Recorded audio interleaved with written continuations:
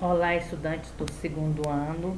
Nosso conteúdo agora vai ser o iluminismo. Então, na última aula a gente estava falando sobre o Brasil, estudamos lá o Brasil colônia, correto? Agora vamos sair um pouquinho da história do Brasil e vamos entrar aqui na história da Europa. Isso porque a gente precisa estudar esse conteúdo para a gente compreender alguns movimentos que tiveram grande influência na independência de algumas regiões da América, entre elas o Brasil. Quando a gente fala em independência do Brasil, a independência do Brasil ela foi influenciada por uma corrente filosófica de pensadores chamada de iluminismo. Então, o iluminismo foi uma ideologia, ideias criadas dentro da Europa por uma corrente de pensadores que vão defender uma forma de ver e pensar o mundo diferente, baseada no uso da razão. Então, a partir de agora, vamos entrar no mundo do iluminismo. Seguem comigo aí então, galera. Primeiro, vamos entender como que teve início aí essa corrente de pensadores que começaram a pensar, a questionar o mundo, chamado de iluminismo. Então, vamos entender o contexto histórico em que surgiu o iluminismo. Primeiro, nós temos que saber que tinha uma burguesia, principalmente comerciantes que desejavam mudar a ordem vigente, principalmente a questão do comércio, da venda de mercadoria, maior liberdade para comercializar os seus produtos. Então, o iluminismo vem clarear a mente das pessoas, dar mais liberdade para a sociedade, que é as luzes da razão. Iluminar a razão, iluminar o raciocínio, o pensamento. O que o iluminismo defendia? Vamos ver o que ele defendia. O que ele combatia? Quais foram os pensadores iluministas? Quem foram os chamados despotismos esclarecidos? E vamos ver aí as ideias iluministas dentro do Brasil. Então vamos conhecer aí o contexto histórico mais detalhado do início aí do iluminismo dentro da Europa. Primeiro, o iluminismo ele vai surgir na Europa, né? O pensamento ocidental que antes estava tão marcado pelo misticismo religioso, conheceu aí a partir do século XVIII uma possibilidade de construção sustentada no racionalismo. O mundo físico e seus fenômenos deixaram de ser justificados pela religião e passavam a ser explicados pela razão. Então o mundo agora não é mais explicado através da religião, mas através do uso da razão. O iluminismo foi, acima de tudo, uma revolução cultural, porque propôs uma nova forma de entender a natureza e a sociedade e significou uma transformação profunda na forma de pensar, pois rompeu com a maneira como as pessoas pensavam antes. Então o iluminismo ele veio propor uma nova forma de ver e pensar o mundo. Então o mundo tinha uma forma de ver e pensar antes do século XVIII. A partir do século XVIII, as pessoas vão ter uma nova forma de ver e pensar o mundo. Quem então vai influenciar, vai querer então essa nova forma de ver e pensar o mundo? A burguesia. Ao criticar o antigo regime, a burguesia foi desenvolvendo sua própria ideologia, baseando-se no seguinte argumento: o Estado só é verdadeiramente poderoso se for rico. Para enriquecer, ele precisa expandir as atividades capitalistas. Para expandir as atividades capitalistas, é preciso dar liberdade e poder à burguesia. Então, a burguesia, para poder então modificar a nova forma de ver e pensar o mundo, ela vai criar esse argumento: o Estado só é verdadeiramente poderoso se for rico. Para ser rico, ele precisa expandir as atividades capitalistas. E para expandir as atividades capitalistas, precisa dar liberdade à burguesia. Eram os argumentos utilizados pela burguesia a partir do século XVIII. As luzes da razão. O ser humano, então, torna-se produtor do conhecimento. Então, qual vai ser o pressuposto básico do iluminismo? Era a razão. E qual que era o objetivo? Encontrar a verdade.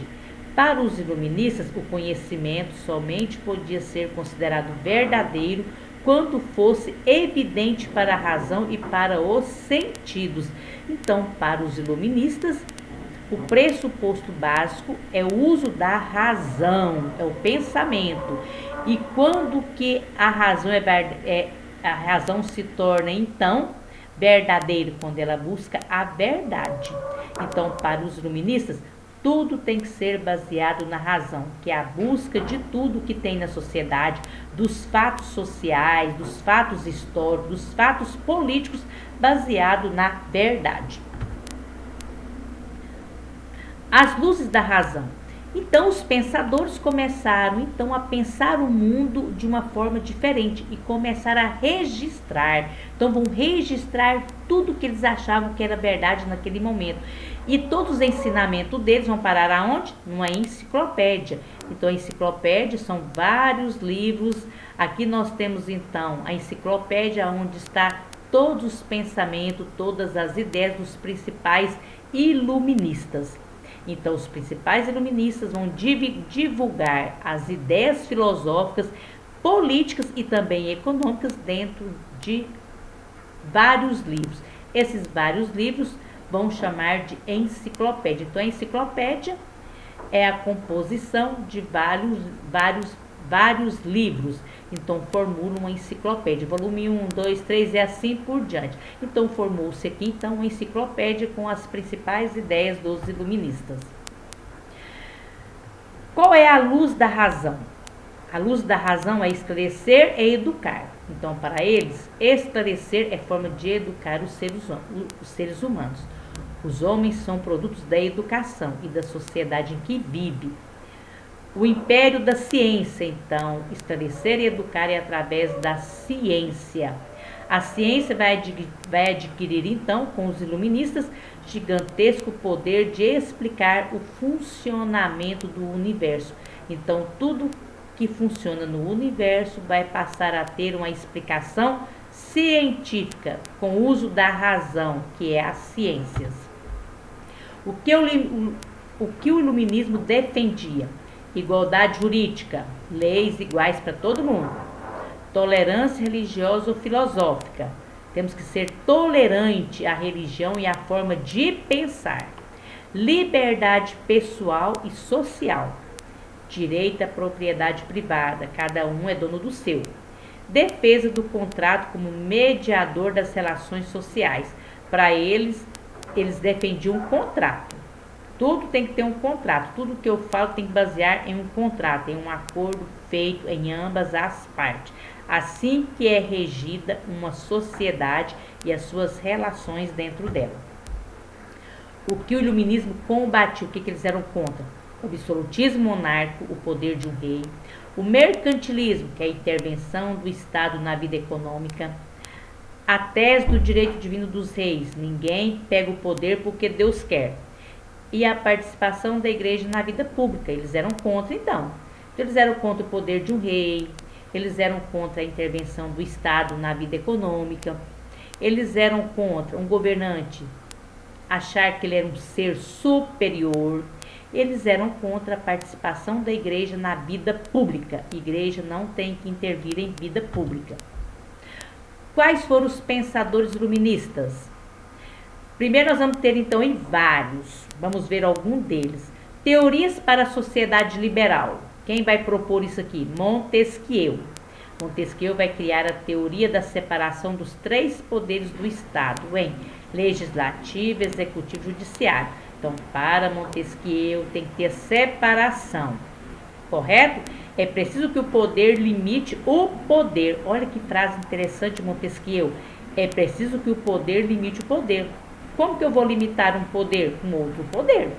Eu só crio o limite de um governando quando eu crio um poder que ele não pode governar acima daquilo que ele quer. Isso está onde? Na lei, que a gente fala em uma constituição. Então, por isso que ele propôs a divisão dos três poderes. Cada um cuida do seu.